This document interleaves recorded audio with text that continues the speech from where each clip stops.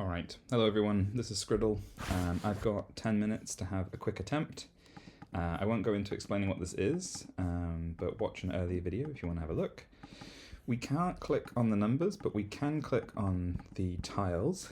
A couple of numbers in each row, although I'm feeling more that it's an adjacency thing. That feels right to me.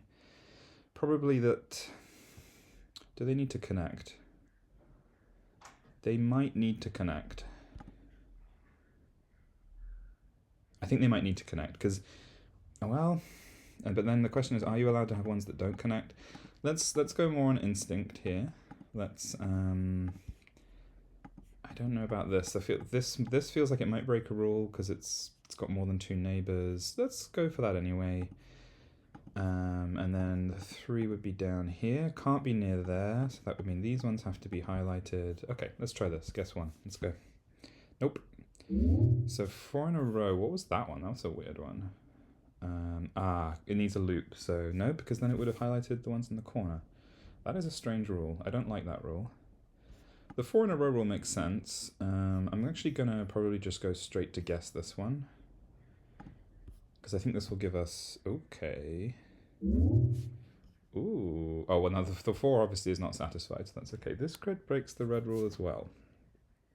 So it could be more than 2 sort of in a row. That would make sense as a rule. But then what on earth? What is the deal with this rule? Because it's a terminal shaded cell that is not next to the edge of the board. Because it can't be that cells need more than 1 neighbor. Such an odd one. Yeah, I don't like that. Okay, so let's assume that we're not allowed to have multiple in a row. I mean, if then this feels like an obvious incorrect guess. What I might do is do something like this and see what this gives us.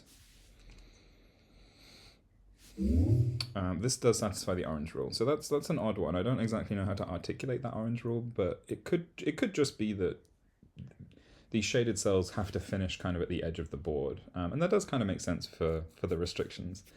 Okay, this grid breaks the red rule, but we can't have 1 here or here.